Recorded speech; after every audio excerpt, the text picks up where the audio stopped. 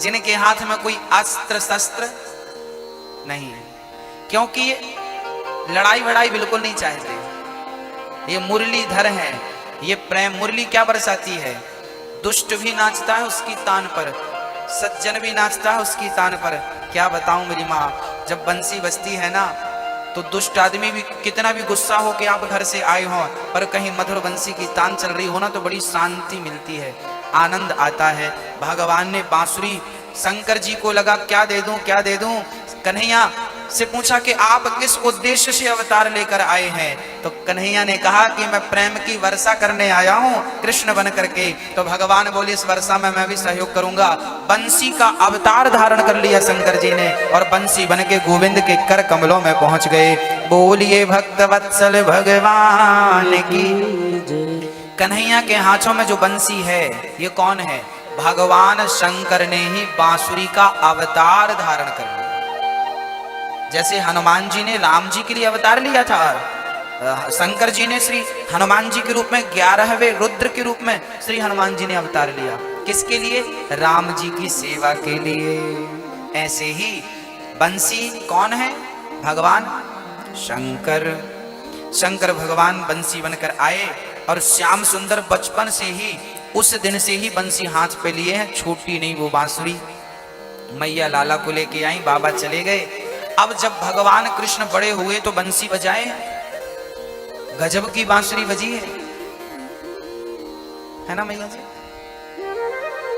क्योंकि कन्हैया प्रेम बरसाने आए हैं यहां।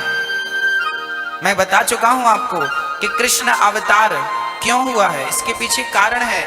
कंस को मारना उद्देश्य नहीं था, है ना। इस अवतार के पीछे केवल हमको भक्तों को यह बताने के लिए भगवान ने अवतार लिया कि यदि मुझे पाना हो, अर्थात ईश्वर को पाना हो, तो मुझे प्राप्त करने के लिए आपके भीतर का प्रेम ही पर्याप्त है। वो प्रेम कैसा होना चाहिए? वो गोपियां इसकी उदाहरण बन गई। गोपियां, राधा जी कौन थी, ललिता जी कौन थी, विशाखा जी कौन थी, तुंग विद्या कौन थी, इंदुलेखा कौन थी? ये भगवान की अष्ट सखियां थी। ये बहुत प्रेम करती थी भगवान से। प्रेम भगवान से कैसे करना है ना। ये राधा जी ललिता जी से हमें सीख लेना चाहिए। प्रेम इस प्रकार का होता है, भक्ति इस प्रकार की होती है। उदाहरण बनने के लिए ये लीला रची गई है। मर्यादा कैसी होती है? मर्यादा कैसी होती है? तो राम जी आ गए मर्यादा की स्थापना करने के। भाई देखो मर्यादा ऐसी होती है। एक सज्जन हमारे पास आए, उन्होंने कहा कि गुरुजी क्या आप राम को भगवान मानते हो? हमने कहा भैया इसमें मानने का क्या है, वो तो जगत के पालनहार ऑलरेडी हैं। उस सज्जन ने कहा कि राम जी भगवान हैं, इसका क्या सबूत है आपके पास? उन्होंने पूछा, हमने उनको एक प्यारा सा जवाब दिया। हमने कहा भैया जी मैं राम जी के बारे में दो बातें आपसे कहूंगा। राम जी भगवान हैं, इस बात का सबूत यह है कि जब राम जी छोटे से थे तब मां कौशल्या को राम जी ने अपने मुख पे अपने छोटे से मुंह पे ब्रह्मांड का दर्शन कराया था। यही कार्य मेरे नंद नंदन श्याम सुंदर ने भी मां यशोदा को मिट्टी के प्रसंग में कराया है। मैया ने बोला च्योरी लाला तेने माटी खाई है? कन्हैया बोले मैया मैंने माटी ना खाई। अच्छा मुंह खोल। मुंह खोला तो छोटे से मुंह में पूरा ब्रह्मांड, समुद्र, नदियां, पहाड़, स्वर्ग लोक, ब्रह्म लोक, पृथ्वी लोक, सब कुछ। ये मुंह खोल के कौशल्या को भी दिखाया, मुंह खोल के यशोदा को भी दिखाया। प्रश्न ये खड़ा हुआ क्यों दिखाया? ये चीज कौशल्या को नहीं दिखाई गई, ये यशोदा को नहीं दिखाई गई, ये हमें दिखाया गया है कि बेटा हम मनुष्य का अवतार ले रहे हैं, कहीं तुम हमें साधारण मनुष्य ना समझ लो। इसलिए हम अपनी भगवत्ता दिखा रहे हैं कि हम हैं तो पूर्ण ब्रह्म, पर तुम भक्तों के कारण मनुष्य बन करके तुम्हारे संग नाच रहे हैं, खेल रहे हैं, क्रीड़ा कर रहे हैं, कहीं तुम गलती से अपने जैसे हमें ना समझ लो। इसलिए भगवान ने मुंह खोलकर दुनिया दिखा दी इतने से मुख में। आइए अब दूसरा पहलू देखते हैं। जिन सज्जन ने हमसे कहा कि महाराज जी राम जी भगवान हैं, इसका सबूत आपने दिया, ठीक है, पर मैं नहीं मानता। मैंने कहा आप मानिए मत मानिए, मैं आपको जबरदस्ती तो मना नहीं सकता, लेकिन एक बात जरूर कहूंगा। मैंने कहा कि राम ने पिता की आज्ञा मान ली और पिता की आज्ञा मानकर 14 साल के लिए वनवास चले गए। हमने कहा कि आप भी यदि पिता की आज्ञा मानकर वनवास चले जाएं, आपके अंदर भी राम जैसे गुण हैं, आपके अंदर भी राम जैसी मर्यादा है, आपके अंदर भी राम जैसी सच्चाई है। 14 साल के लिए एक बार के कहने से घर से निकल गए। रास्ते में सूपड़खा आई, हमसे विवाह कर लो। सूपड़खा जैसी सुंदर नारी सुंदर बनकर आई थी। क्या मेरे राम ने सूपड़खा की तरफ देखा?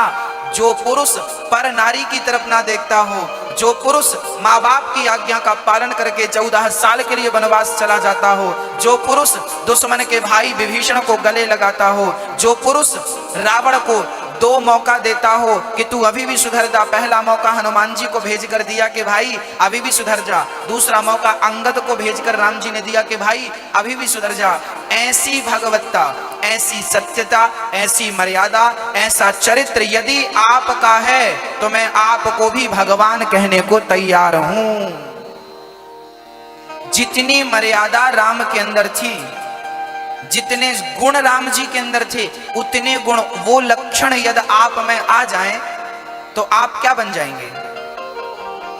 बोलो मेरी माँ, मैया जी, ओ मैया, सोचिए। एक छोटी सी बात बताइए, आपके अंदर गुस्सा ना हो, आपके अंदर क्रोध ना हो, आपके अंदर लोभ बिल्कुल ना हो, आपके अंदर अहंकार ना हो, आपके अंदर काम वासना ना हो, आपके अंदर कपट ना हो, आपके अंदर कोई बुराई ना हो, मन बिल्कुल निर्मल हो, तो बस मुझे ये बता दो कि इतना करने के बाद आप रह जाएंगी? क्या बन जाएंगी आप? बोलो। आप भगवान बन जाएंगी। आप भगवान बन जाएंगे। जिसके अंदर काम ना हो, क्रोध ना हो, लोभ ना हो, मोह ना हो, अहंकार ना हो, वो कौन है? वो भगवान है। बस मेरी मां, निवेदन है कि राम को 2 दृष्टियों से देखा जा सकता है। एक तो कि वो पूर्ण ब्रह्म परमात्मा है, और दूसरा ये माना जा सकता है कि थोड़ी देर के लिए मान लें कि वो साधारण इंसान थे। पर वो साधारण इंसान थे तो जो बातें उनके लिए कही गई हैं, यदि वही बातें किसी और के अंदर दिखाई पड़े तो मैं कह सकता हूं कि वो भी भगवान ही है। बोलिए भक्त वत्सल भगवान। इसलिए हमें भी अभ्यास करना चाहिए। आप ही भगवान है मेरी मां, सब भगवान है। आप कौन हैं? आप भगवान हैं। बस आपके अंदर वो राम वाली मर्यादाएं होनी चाहिए। राम जैसे गुण, राम जैसे लक्षण, आचरण आ जाएं, बढ़िया है, काम बन जाएगा। सारे ब्रज में आनंद ही आनंद छा गया। एक पालने पे बलराम जी खेल रहे हैं, एक पालने पे श्याम सुंदर खेल रहे हैं। अच्छा, ये बलराम जी कौन है? बलराम जी कौन है मेरी मां? बलराम जी पिछले जन्म के श्री लक्ष्मण जी। जब 14 साल का वनवास पूरा हो गया ना, तो जब 14 साल का वनवास पूरा करके श्री राम जी वापस आए, राम जी राजा बन गए, सीता मां रानी बन गई, तो गुरु वशिष्ठ ने भरी सभा में लक्ष्मण जी की पीठ थपथपाई। वाह लक्ष्मण, आपके जैसा भाई ना हुआ है ना कभी होगा, क्योंकि आपने अपने भाई के लिए जंगल में 14 साल तक नींद त्यागी है, निद्रा का त्याग किया है और भोजन का त्याग किया है। 14 वर्ष तक लक्ष्मण जी ने 3 चीजों का परित्याग कर दिया। क्या क्या त्यागा? निद्रा, नारी, स्त्री और भोजन। राम जी ने कहा, गुरुजी, लक्ष्मण ने नारी त्यागी है, बात ठीक है, लक्ष्मण ने नींद त्यागी है, बात ठीक है, पर लक्ष्मण ने भोजन नहीं त्यागा, मुझे पता है। कहो लक्ष्मण, गुरुजी कुछ ज्यादा ही भावुक हो रहे हैं, कह रहे हैं लक्ष्मण ने भोजन भी त्यागा। कहो लक्ष्मण, जब तुम जंगल से फल कंदमूल फल लेकर आते थे तो तुम मुझे दाना भर भर के देते थे, तो मैं तुम्हें दाना वापस कर देता था, एक दाना। लो लक्ष्मण तुम भी खा लो, तुम्हारे लिए मैंने दाने में भर भर के कभी ये फल कभी वो फल दिए थे, क्या आपने खाए नहीं?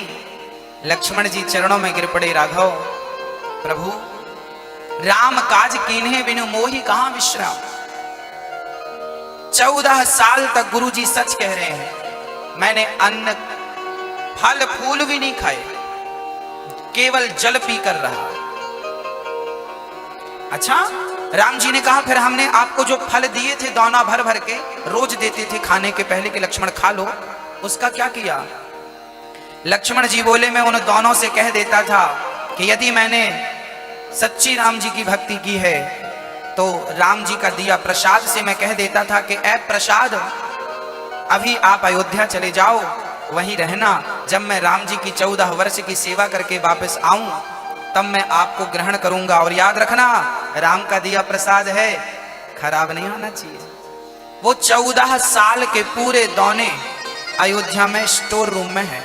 राम जी ने कहा दिखाओ, लक्ष्मण जी ने एक कमरा खोला, वहां सारे दाने पड़े थे।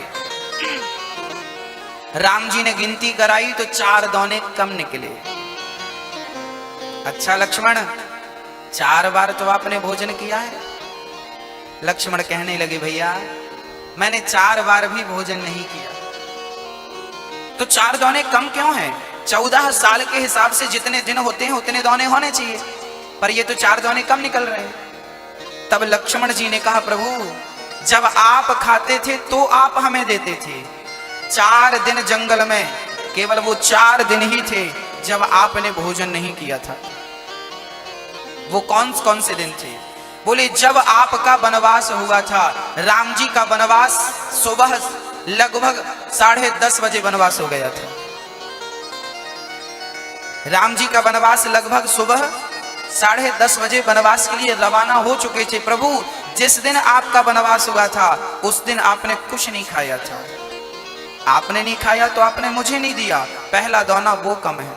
दूसरा दाना जब पिता की मृत्यु का समाचार आपने सुना तो आपने उस दिन कुछ ग्रहण नहीं किया, दूसरा दाना वो कम, आपने नहीं खाया तो आपने मुझे नहीं दिया। तीसरा दाना वो कम जब रावण सीता का हरण करके गया था, सुबह सुबह जब रावण सीता का हरण किया था उस समय भी लगभग सुबह के 9 बज रहे थे, 9:30 बज रहे थे।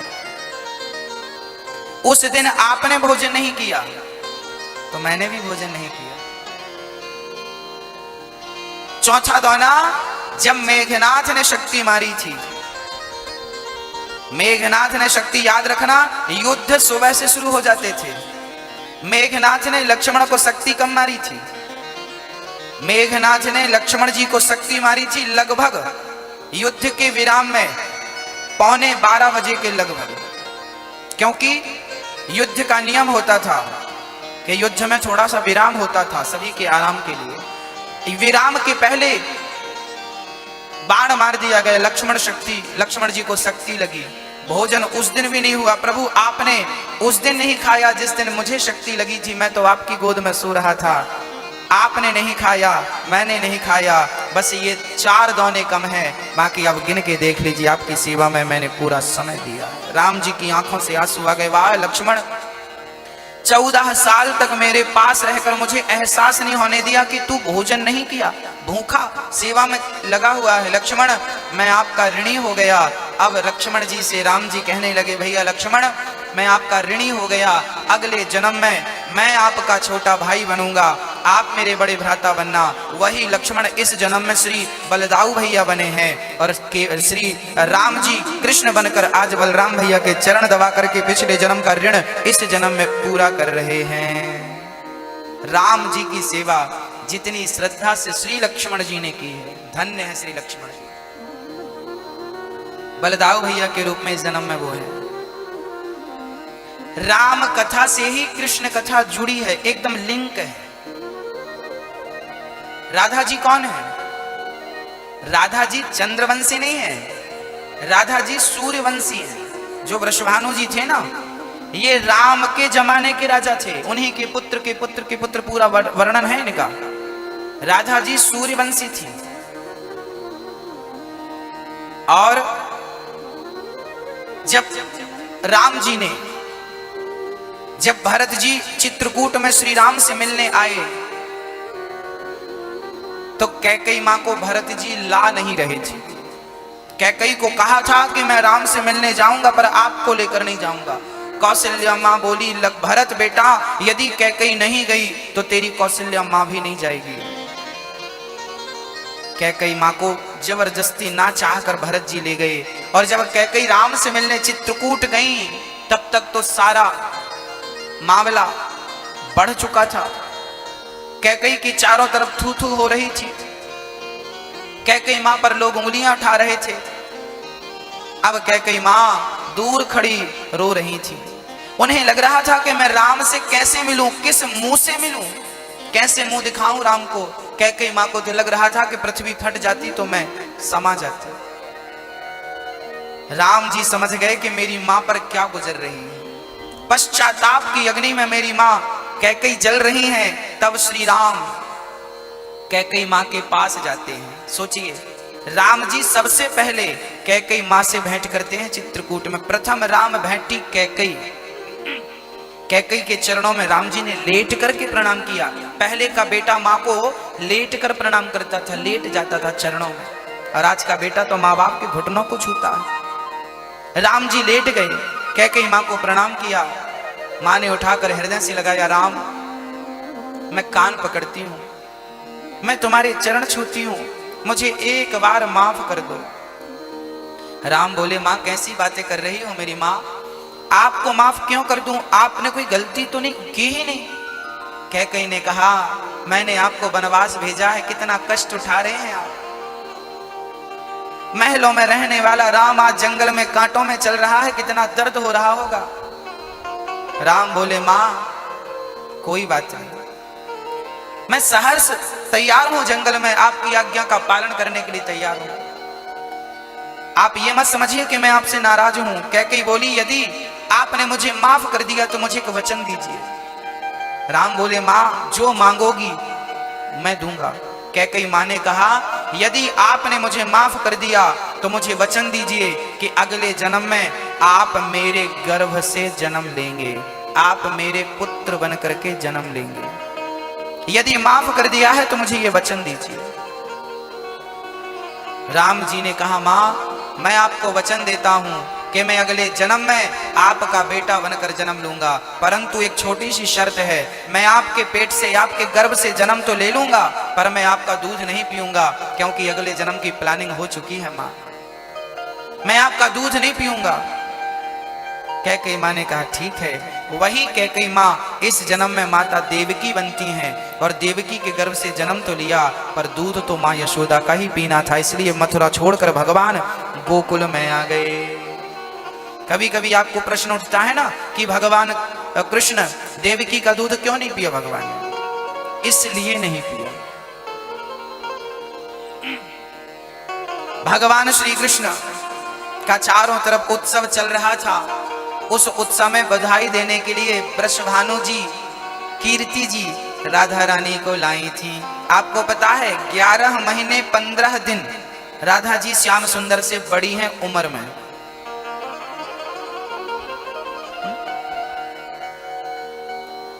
उम्र में बड़ी 11 महीने 15 दिन, कहते हैं 11 महीने 15 दिन राधा जी ने आंख नहीं खोली। वृषभानु जी एक दिन जा रहे थे, एक सरोवर के किनारे राधा जी उन्हें पड़ी हुई कमल के दल पर, कमल के पुष्प पर पड़ी हुई मिली थी। राधा जी के प्राकट्य की चर्चा है। राधा जी का प्रादुर्भाव हुआ गोलोक धाम से। भगवान कृष्ण बोले, राधा जी से पहले आप जाओ। राधा जी बोली, मैं जाकर क्या करूंगी, पहले आप जाओ, पीछे मैं आती हूं। श्याम सुंदर बोले, नहीं नहीं पहले आप जाओ, पहले शक्ति जाएगी तब तो मैं जाऊंगा, शक्ति के बिना मैं काम कैसे करूंगा, तो आप पहले जाइए। तो राधा जी प्रकट हो गई। राधा जी के आगमन होते ही वृषभानु जी वहां से निकले, उन्हें पुत्री नजर आई, उठा लिया। उनके कोई संतान नहीं थी, पालन पोषण किया, परंतु दुर्भाग्य से राधा जी ने आंख नहीं खोली।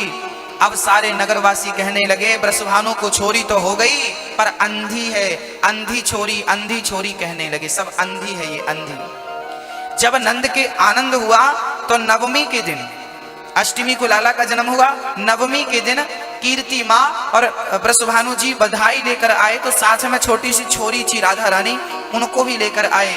यशोदा को मिले, यशोदा ने कहा राम राम राम, कीर्ति बहन को बिठा ला। बहन बहुत आनंद की बात है कि तेरी बेटी हुई, पर सुनने में बड़ा कष्ट हुआ कि वो अंधी है। कीर्ति बोली कोई बात नहीं बहन, मेरी बेटी जैसी है, पर तेरा बेटा देख करके तो मुझे आनंद ही आनंद आया। अब संयोग से जिस पालने में श्याम सुंदर सोए थे, उसी पालने में श्री राधा जी को श्री यशोदा माँ ने लिटा दिया और कीर्ति के संग बातें करने लगी। अब राधा जी उसी पालने पे लेटी हैं। अब हाथ से राधा जी ने टटोला कि मेरे पास कौन है, टटोला तो श्याम सुंदर ने राधा जी की उंगली पकड़ ली। अब राधा जी पलट गईं, पलट करके सिर उठाया और धीरे धीरे धीरे धीरे अपने नेत्रों को राधा जी ने अब खोला। कन्हैया ने सारों से कहा क्यों अभी तक आपने नेत्र क्यों नहीं खोला, सब अंधी अंधी कह रहे हैं। राधा जी बोली श्याम सुंदर क्या बताऊं, किसे देखने के लिए आंखें खोलती, तुम थे ही नहीं, मैं किसे देखती इन नयनों से। पहली बार आंख खोला है और पहली नजर में मैं आपको ही देखना चाहती थी। पहली नजर में मैं आपको देखकर मन मंदिर में बसाकर बस इसी बाकी झांकी का दर्शन करती रहूंगी, यही मेरे जीवन का आधार होगा। बस भक्तों, जीवन में एक बार वृंदावन जाइए और बिहारी जी को मन मंदिर में बसा लीजिए और फिर अपने घर पे रहिए, अपने जमाने में रहिए, अपनी जिंदगी जिए, बस उन्हीं की उस यादों के भरोसे रह लीजिए। बिहारी जी के मंदिर में गुजारा हुआ 2 मिनट, गुजारा हुआ 5 मिनट, उस 5 मिनट के भरोसे पूरी जिंदगी गुजर सकती है। उस 5 मिनट को याद कर करके कि हमने ऐसे दर्शन किए थे, ऐसे दर्शन है। बस राधा रानी ने श्याम सुंदर की एक झलक देखी। अब राधा जी को यशोदा मैया आई और देखा तो राधा जी टुकुर टुकुर देख रही थी सब जगह। ओहो हो यशोदा, मेरी छोरी तो देखने लगी, मेरी छोरी तो ठीक है गई।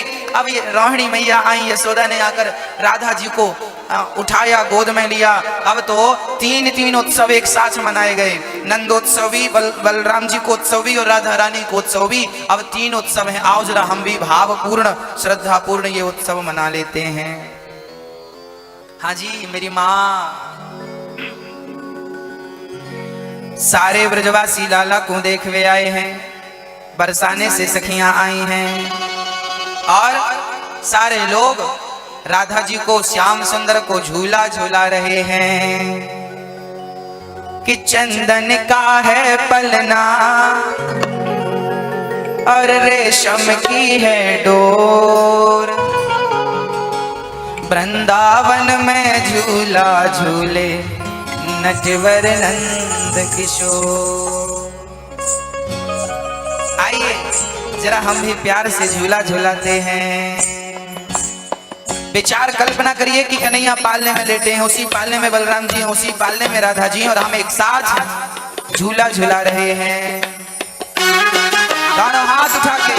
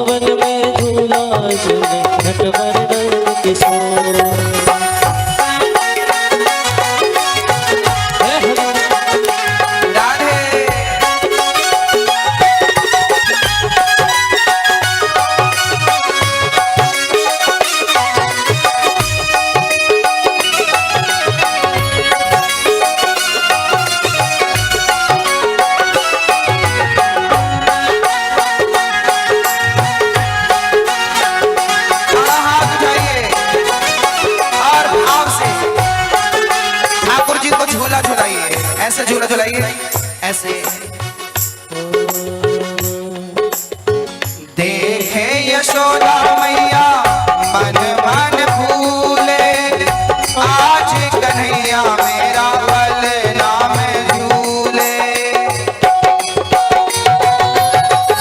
देख यशोदा मैया मन मन भूले, आज कन्हैया मेरा पलना में झूले। आज खुशी छाई है, आज खुशी छाई है, गोकुल में चारों ओर, वृंदावन में झूला झूले नटवर नंद किशोर। वृंदावन में झूला झूले नटवर नंद किशोर। चंदन का है पलना रेशम की है डोर, चंदन का है पलना रेशम की है डोर। वृंदावन में झूला झूले नटवर नंद किशोर। हरी वृंदावन में झूला झूले नटवर नंद किशोर।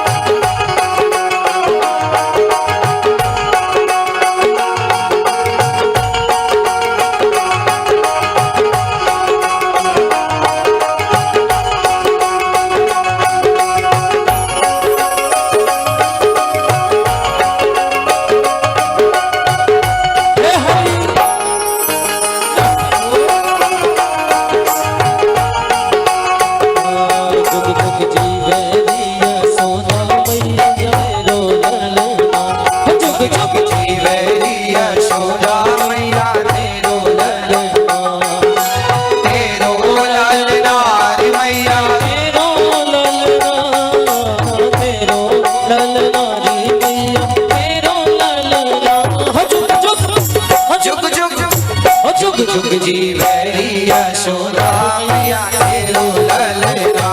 जुग जुग जी यशोदा मैया तेरो ललना।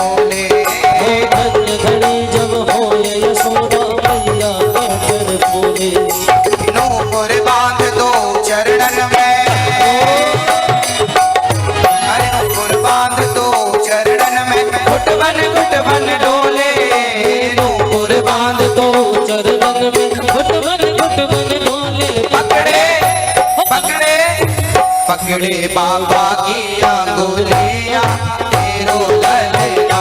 जुग जुग जी यशोदा मैया तेरो ललना। जुग जुग जी वैरी यशोदा मैया तेरो ललना। जुग जुग जी वैरी यशोदा मैया तेरो ललना। जुग जुग जी वैरी यशोदा मैया तेरो ललना। जुग जुग जी वैरी यशोदा मैया तेरो ललना। बोलिए नंद के लाला की जय। सारी सखियां पलने की डोर पकड़ पकड़ के झूला झूला रही हैं।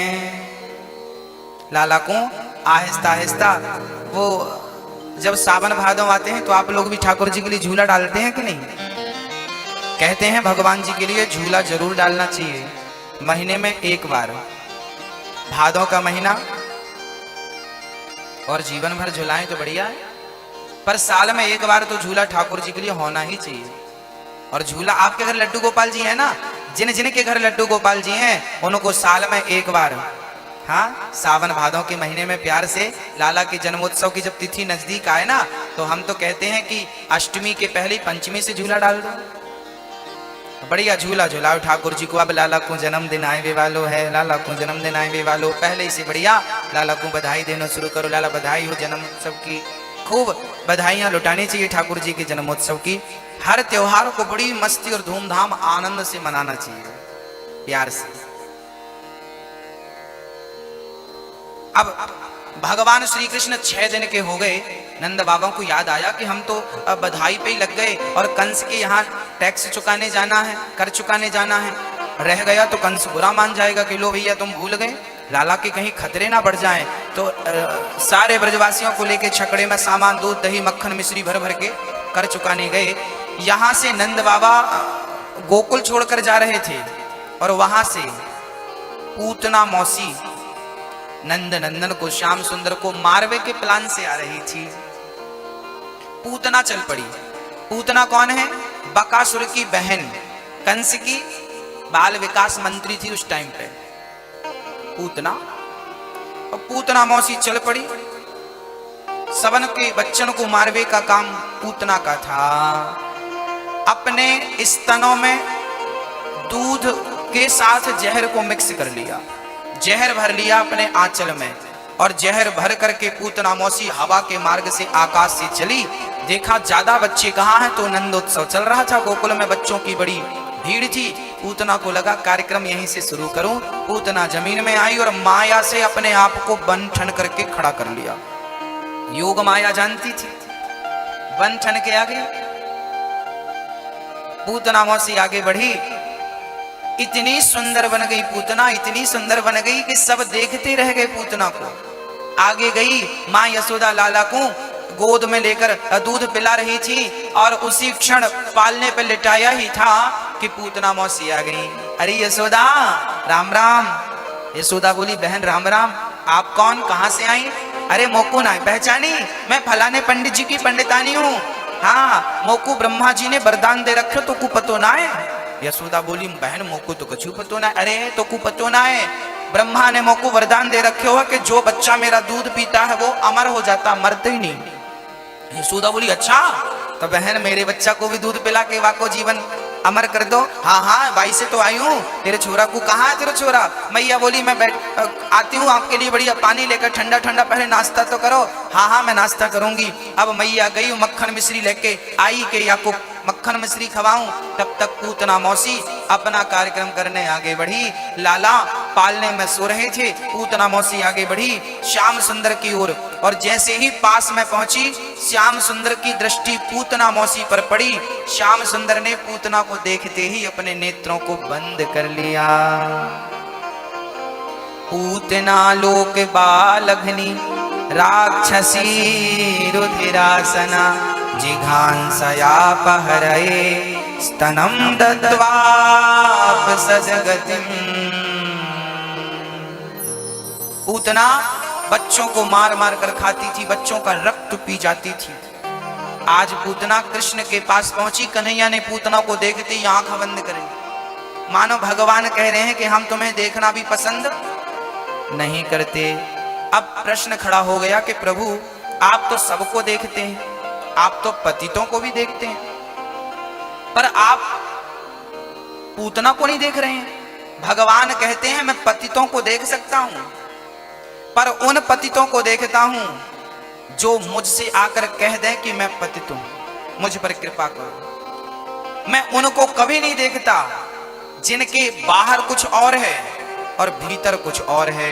ये पूतना बाहर से तो सुंदर बनी है, बड़ी सुंदर लग रही है, तन गोरा है, सुंदर तन है। हाँ, पूतना का तन सुंदर है, पर पूतना का मन सुंदर नहीं है। ये कपट से मुझे जहर पिलाने आई है, और कपटियों को मैं कभी देखना भी पसंद नहीं करता। भगवान श्री कृष्ण कह रहे हैं जिनका सुंदर रूप है, तन सुंदर है, पर मन सुंदर नहीं है, ऐसों को मैं देखना पसंद नहीं करता। निर्मल मन जन सो मोहि पावा, मोहि कपट छल छेत्र न भावा। भगवान कहते हैं कि मुझे सुंदर तन वाला पसंद नहीं है, पर सुंदर मन वाला बहुत पसंद है। इसलिए तन को मत सजाइए, मन को सजा लीजिए। पूतना ने गलती कहां कर दी? अच्छा, पूतना किसे कहते हैं? पूतना अपने दूध में जहर मिला के गई। आजकल दिल्ली में भी बहुत सारे लोग नकली दूध बनाते हैं। ये कौन है? यही तो पूतना है। हाँ, नकली दूध। कई लोग तो लौकी में इंजेक्शन लगा देते हैं, तो इंजेक्शन वाली लौकी रात भर में बड़ी हो जाती है। लौकी परवल में दुकानदार रंग कर लेता है ताकि वो अच्छा दिखे। आजकल तो चावल भी पॉलिश वाला आता है, प्लास्टिक का पॉलिश होता है उसमें। आजकल दाल जो आप लोग खाते हैं सब पॉलिश आता है, और आप लोग खाते हैं, आप कंपनियों की गलती नहीं है। आपको चमकीला चावल चाहिए ना, सोचिए आप लोग जो चावल खाते हैं इसमें प्लास्टिक का लेयर चढ़ाया जाता है, पॉलिश होता है। आप पॉलिश वाला चावल क्यों खाते हैं पहले तो ये बताइए। प्लास्टिक जो पॉलिश वाला चावल होता है वो जहर होता है, वो आपको जल्दी मार डालेगा। इसलिए पॉलिश वाला चावल ना खाएं, पॉलिश वाली दाल ना खाएं। कब हमारे हिंदुस्तानी जागेंगे? आप दुकानदार से कहिए कि हमें बिना पॉलिश का चावल लाइए, हमें बिना पॉलिश की दाल लाइए। हाँ मेरी माँ, आज लोग बीमार क्यों पड़ रहे हैं? दूध है तो मिलावट का, मिठाइयां हैं तो मिलावट की, सब्जियां तक में लोग मिला रहे हैं, और तो सब्जी का कलर मिला रहे हैं। और आप लोग भी अच्छा जो हरा भरा परवल हो वो चाहते हैं। अरे भाई, जरूरत से ज्यादा जो ज्यादा चमके ना, समझ लेना कि नकली है। नेचुरल जो होती है ना सब्जियां, वो नेचुरल होती हैं। अब वो ज्यादा चमक रही है, मतलब इसमें पेंट कर दिया गया। कृपया आप खान पान सुधारिए, ठीक ठाक खाइए। रिफाइंड का तेल खा खा के लोग मर रहे हैं। भाई कच्ची घानी का तेल खाइए, बिना रिफाइंड का तेल ही शुद्ध होता है। रिफाइंड करने के बाद वो जहर हो जाता है। आप तेल नहीं खा रहे हैं, जहर खा रहे हैं। चावल नहीं खा रहे हैं, जहर खा रहे हैं। पॉलिश के चक्कर में मत पड़िए। रिफाइंड का तेल जहर होता है, डबल रिफाइंड, ट्रिपल रिफाइंड, ये जहर है। कौन सा तेल खाना चाहिए? कच्चा तेल। किसान के पास से अलसी ले लो, किसान के पास से सरसों ले लो, सरसों को अपने आंखों के सामने पिरवाओ, कच्ची घानी, वो तेल जो निकले वो शुद्ध तेल है। इस प्रकार खाएंगे तो स्वस्थ रहेंगे। नहीं, आज के जमाने में बड़ा मुश्किल है। कृपया जितना बच सके उतना बचिएगा। बोलिए बांके बिहारी। ये मिलावट करने वालों को क्या कहा जाता है? पूतना। ये कौन है? पूतना भी तो मिलावट करके गई थी ना। ये मिलावटी लोग कौन होते हैं? पूतना। ये मिलावट अपने दूध में मिलावट करके गई है, ये जहर मिला के गई कन्हैया को पिलाने के लिए। यहीं से मिलावट की पद्धति शुरू हुई, पूतना से परंपरा चालू हो गई। तो पूतना तन को सुंदर बना के गई है, पर मन को इसने सुंदर नहीं बनाया, इसलिए भगवान ने इसका दर्शन नहीं किया। इसलिए मेरी माँ, तन को मत सजाइए ज्यादा, मन को सजाइए। तन का श्रृंगार करने से भगवान नहीं मिलेंगे, पर मन के श्रृंगार से भगवान मिल जाएंगे। जो मन की मैल न धोई, गंगा गया तो क्या हुआ। गंगा में जाकर बंदे तन की तू मैल धोता। गंगा में जाकर बंदे तू तन की मैल धोता। जो मन की मैल न धोई, गंगा गया तो क्या हुआ। मेरी माँ, मैया, ओ मैया, गंगा जी आप में से कितनों ने गंगा स्नान कर लिया? हाथ उठाओ। जय हो, मैं सबको प्रणाम करता हूं। आपने गंगा स्नान कर लिया। हम अभी सोच रहे हैं कि जाएंगे। अभी गंगा नहाने के लायक अभी हम बने नहीं। जब गंगा नहाने के लायक बन जाएंगे तो गंगा जरूर नहाएंगे। अच्छा, आप लोग गंगा नहाए हैं, ये तो बहुत बढ़िया बात है। अच्छा, अब की बार कभी गंगा जी जाए ना, तो एक छोटा सा काम मैं हर बार ये बोलता हूँ, फिर बोल देता हूँ। अब की बार कभी मौका लगे, आपके पास में ही गंगा जी है। हर दिल्ली वालों के लिए तो गंगा जी और वृंदावन जी आसान है। जब मन पड़े वृंदावन चले गए, जब मन पड़े हरिद्वार चले गए, डुबकी लगा के आ गए। आप लोग बड़े खुश नसीब हैं, ठाकुर ने सेंटर में रखा है आपको। एक तरफ बिहारी जी हैं, एक तरफ गंगा मैया है। इस तरफ मुंह करो तो बिहारी जी, उस तरफ मुंह करो तो गंगा मैया। अब की बार कभी भक्तों आप लोग गंगा जी जाना, तो मेरा एक छोटा सा निवेदन है, वो सुन लीजिएगा। एक सीसी लेके जाना, और सीसी में जरा पानी गंदा, अपनी नाली का पानी थोड़ा सा भर लेना।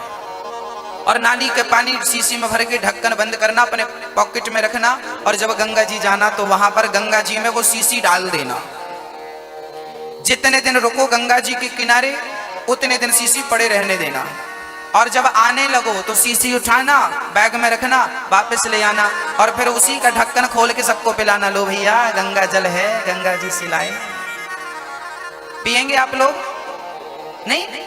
क्यों? गंगा जी से निकली है वो। अच्छा, क्यों नहीं पिएंगे आप? क्योंकि उसमें नाली का पानी गंदा, थोड़ी पिएंगे महाराज। अरे भाई, वो तो 3 दिन तक गंगा में डूबी रही, शुद्ध नहीं हुई क्या? बताओ, शुद्ध नहीं हुई क्या मेरी माँ? शुद्ध नहीं हुई? अच्छा, क्यों शुद्ध नहीं हुई ये बताओ?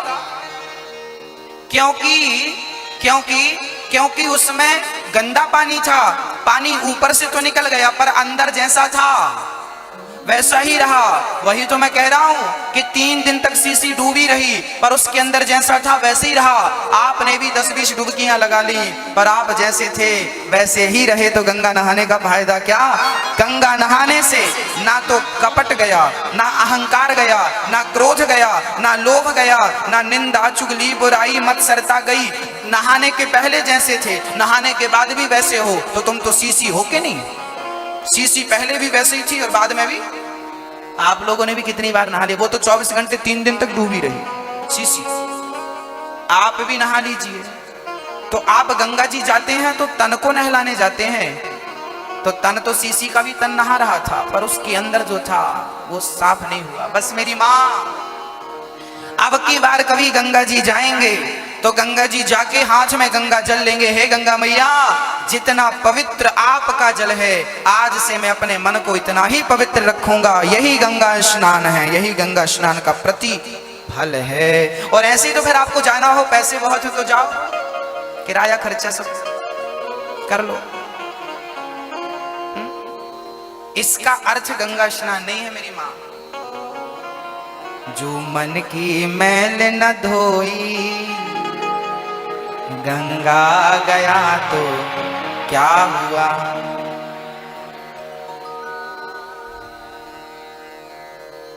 तो मेरी माँ, अब कौन जाएगा गंगा जी? एक बार, आखिरी बार, एक ही बार गंगा नहाना अपनी जिंदगी में, पर ऐसा नहाना कि उस एक बार के स्नान से ही मन की सारी गंदगी धुल जानी चाहिए, मन की सारी बुराइयां समाप्त हो जानी चाहिए। यही गंगा स्नान का प्रतिफल है। निर्मल मन जन सु मोहि पावा। मन को बढ़िया घिस घिस के साफ करो।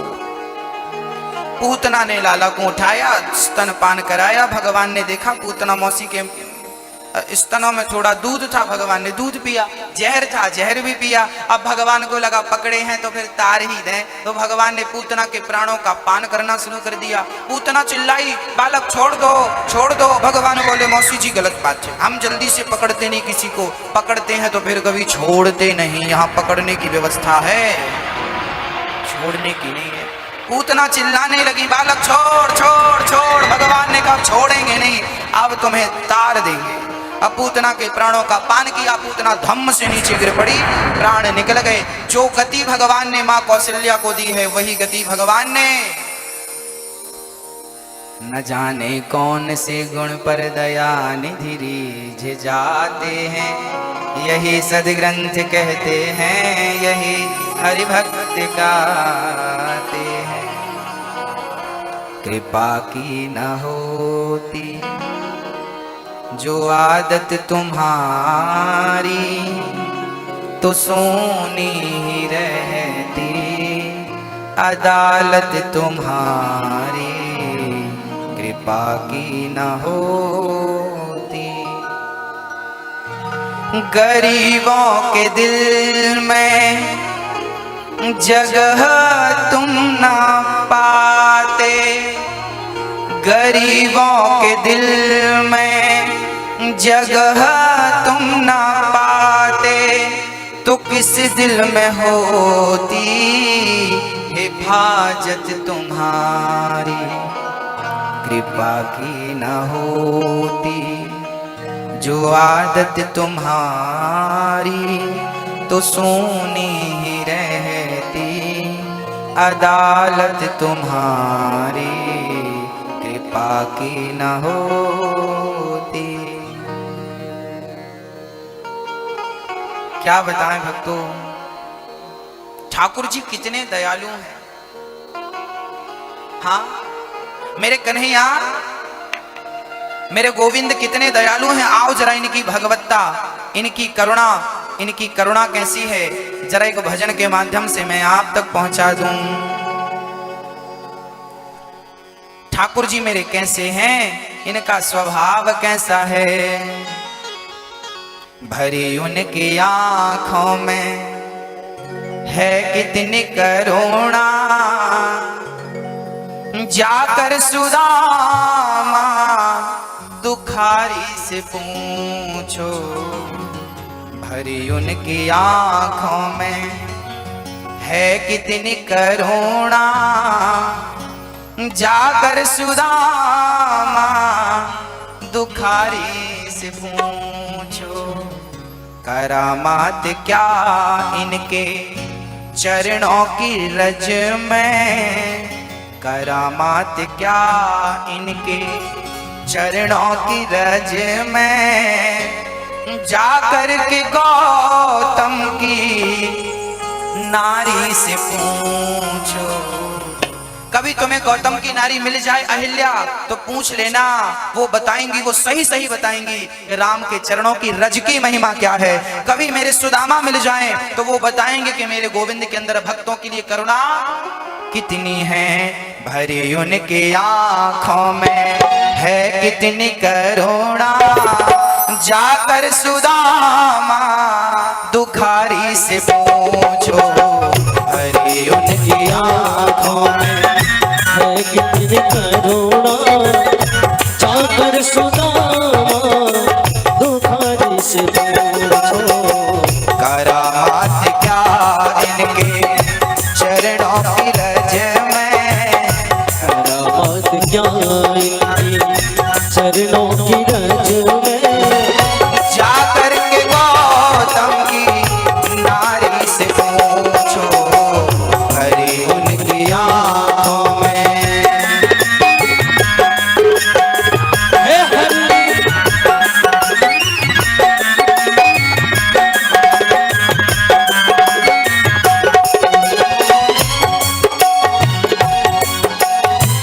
कृपा कितनी करते हैं शरणागतों पे, हाँ शरणागतों पे। बता सकते हैं यदि मिलेंगे विभीषण, हाँ मिलेंगे विभीषण। पतितों को पावन को कैसे बनाते, पतितों को पावन को कैसे बनाते। जटायु सरिस मानसा हारी से पूछो। भरी उनकी आंखों में है कितनी करुणा, जाकर के गौतम की नारी से पूछो।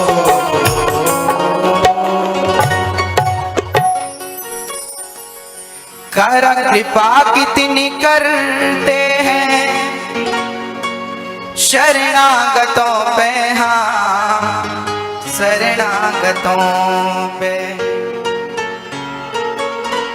भगवान शरणागत पर कितनी कृपा करते हैं ये कौन बताएगा। बता सकते हैं यदि मिलेंगे विभीषण, हाँ मिलेंगे विभीषण। पतितों को पावन वो कैसे बनाते, पतितों को पावन वो कैसे बनाते ये कौन बताएगा। पतितों को पावन वो कैसे बनाते। जटायु सरिस मानसा हारी से पूछो। जटायु से पूछना कि वो पतितों को कैसे पावन बनाते हैं। विभीषण मिले तो पूछना कि शरणागतों को वो किस प्रकार अपनाते हैं। प्रभु कैसे सुनते हैं दुखियों किया है, हाँ दुखियों किया है। तुम्हें ज्ञात हो राजा बलि की कहानी, हाँ बलि की कहानी। निराधार का कौन आधार है जग में, निराधार का कौन, मैं निराधार, निराधार का कौन आधार है जग में। ये प्रश्न जाकर, ये प्रश्न द्रुपद दुलारी से पूछो, द्रौपदी से जाकर पूछो कि जब सारे सहारे छूट गए हो और तब तुमने बुलाया है तो आकर तुम्हारी रक्षा की, उस टाइम तुम्हें कैसा महसूस हो रहा था। क्षमाशीलता उनमें कितनी भरी है, हाँ कितनी भरी है। कौन बताएगा? बता सकते हैं यदि बताएंगे भृगु जी, वो सब जानते हैं, वो सब जानते हैं। कौन जानता है भगवान कितने क्षमाशील हैं? ये बात कौन जानता है? भृगु जी। भृगु जी कौन है? भृगु जी के बारे में भागवत में लिखा है कि भृगु जी ने एक बार ब्रह्मा जी के, उनने यज्ञ किया था। अब यज्ञ में सबसे पहले पूजा किसकी करें, ये धर्म संकट था। कोई कह रहा था शंकर जी की पूजा करो, कोई कह रहा था ब्रह्मा जी की करो। भृगु जी बोले मैं अभी परीक्षा लेकर आता हूँ। ब्रह्मा जी के पास गए, ब्रह्मा जी को प्रणाम नहीं किया। ब्रह्मा जी ने कहा क्यों, तुम इतने बड़े हो गए हो, बाप को प्रणाम नहीं कर रहे हो? भृगु जी ने कहा ये बुढ़ा काम का नहीं है, बात बात में गुस्सा करता, ये काम का नहीं है, ये पहले पूजने के योग्य नहीं है। भृगु जी ने निर्णय लिया ये ब्रह्मा जी पहले पूजने के योग्य नहीं है। शंकर जी के पास गए, शंकर जी ने कहा आओ गले लगाएं। भृगु जी ने कहा हम आपके गले लगते नहीं। शंकर जी को भी थोड़ा सा क्रोध आ गया। भृगु जी ने कहा ये भी ठीक नहीं है। अब भृगु जी गए, भगवान नारायण क्षीर सागर पे लेटे थे, लक्ष्मी जी चरण दबा रही थी। भृगु जी गए और भगवान की छाती पे एक लात मारी। एक लात जब भगवान की छाती पे पड़ी तो भगवान ने चरणों को पकड़कर, भृगु जी के चरणों को पकड़कर सहलाने लगे। भृगु जी मेरी छाती बड़ी कठोर थी, आपके चरण बड़े कोमल थे, कहीं आपके चरणों में चोट तो नहीं लग गई? भृगु जी के चरणों को चूम लिया था मेरे भगवान ने। भृगु जी समझ गए कि इनसे बड़ा कोई नहीं हो सकता। जिनको आप लात मार रहे हैं वो आपसे पूछ रहा है कि कहीं तुम्हें चोट नहीं लगी। आप बताओ इनकी भगवत्ता से बड़ी कौन होगा? तब भृगु जी ने निर्णय दिया कि भगवान नारायण ही प्रथम पूजने के योग्य हैं। वही बात यहाँ लिखी है, क्षमाशीलता उनमें कितनी भरी है, हाँ कितनी भरी है।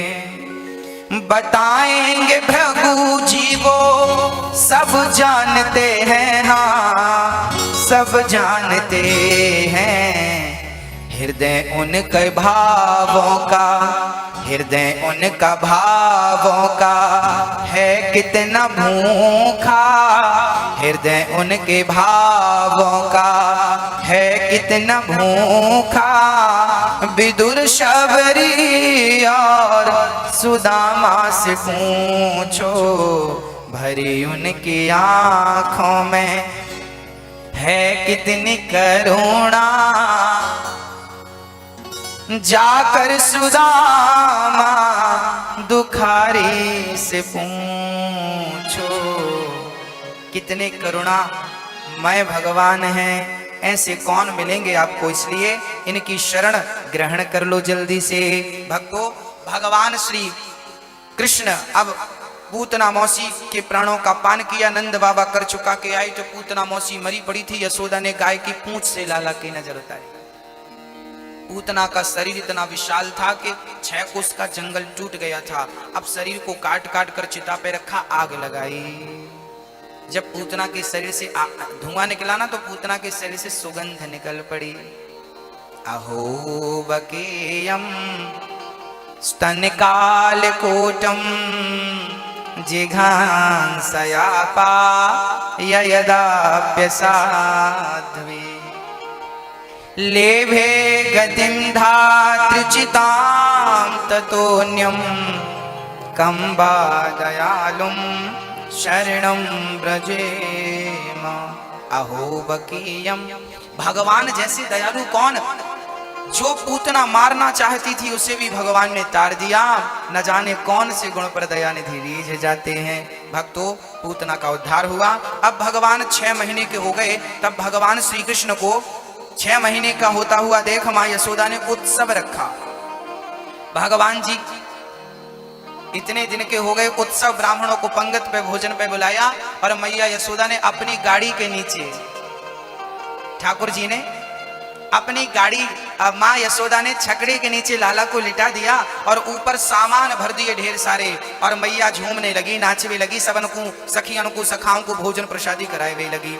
अब यहां लाला ने देखा, अब जब कन्हैया की नींद खुली तो भगवान श्री कृष्ण मां को देखते हैं, मां दूर, भगवान रोने लगे और रो रो के मानो भगवान यशोदा मैया को आवाज लगा रहे हैं कि माँ आओ, मैं जाग गया हूँ, मुझे दूध पिलाओ, मुझे भूख लगी है।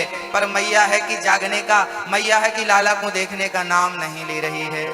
अब तो भगवान श्री कृष्ण रोते जा रहे हैं, रोते जा रहे हैं, रोते जा रहे हैं। श्री कृष्ण को अब दिखाई क्या पड़ा, छकड़े पर सकटासुर बैठा था। भगवान ने कहा ओहो लो, उत्सव हमारा चल रहा है और हमारी ही कोई सुनवाई नहीं है।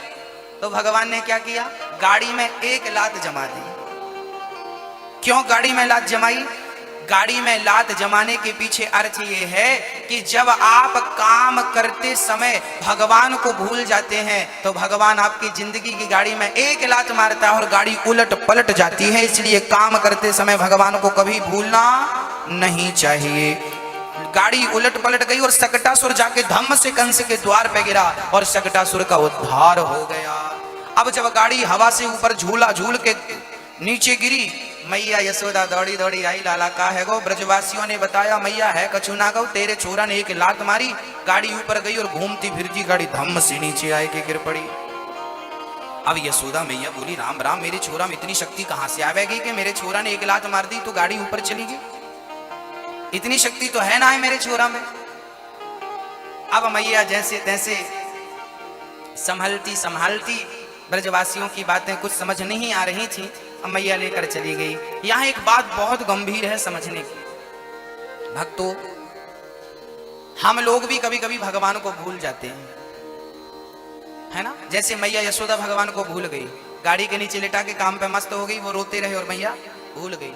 भगवान को भूल जाना ही विपत्ति है मेरी माँ, और भगवान का स्मरण बना रहे यही सबसे बड़ी संपत्ति है। ऐसी विपत्ति मत पाल लीजिएगा आप लोग। अब भगवान श्री कृष्ण आगे चले हैं, एक अद्भुत लीला हुई है। भगवान श्री कृष्ण को एक दिन माँ यशोदा दूध पिला रही थी, तभी तृणाव्रत आया। भगवान ने देखा कि तृणाव्रत आया है, माँ को बड़ा कष्ट पहुंचाएगा, तो भगवान ने अपना वजन बढ़ाना शुरू कर दिया। मैया को लगा मैंने दूध ज्यादा तो ना पिलाई दिया। अब मैया इतनी भोली है कि लाला ज्यादा दूध पी गए हैं तो वजन बढ़ जाएगा क्या? मैया को लगा वजनदार लग रहा है, लगता है ज्यादा दूध पी लिया। मैया ने पालने पे लिटाया, काम पे लग गई। तृणाव्रत आया, भगवान को उठाया और भगवान को लेके भागा। भगवान ने कहा अच्छा मामा जी ने तुम्हें भेजा है। भगवान ने अपना वजन बढ़ाना शुरू कर दिया और भगवान एकदम काले हो गए। तृणावर्त ने ध्यान से देखा, मैंने पत्थर तो नहीं उठा लिया कोई धोखे से।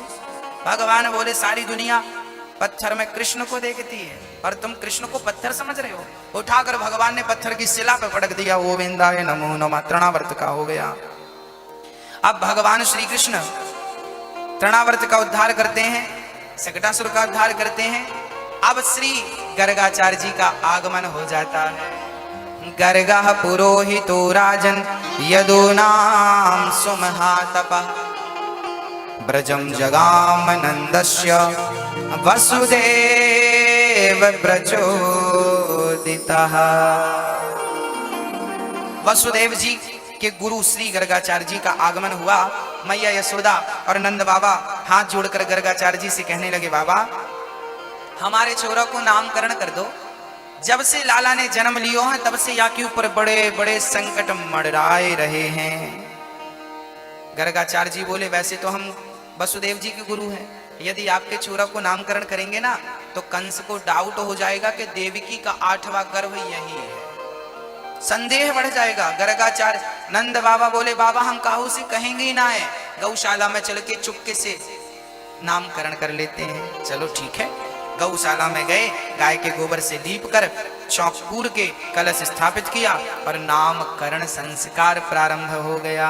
संस्कार कितने होते हैं मेरी माँ? हमारे सनातन धर्म में, मैया थोड़ा आगे आ जाओ, पीछे जगह नहीं बची। आओ मेरी माँ, पीछे मत देखो, आ जाओ आगे थोड़ा थोड़ा, ये खोल दो, ये सभी लोग आगे आ जाइए, थोड़ा आगे आ जाइए मेरी माँ, आओ।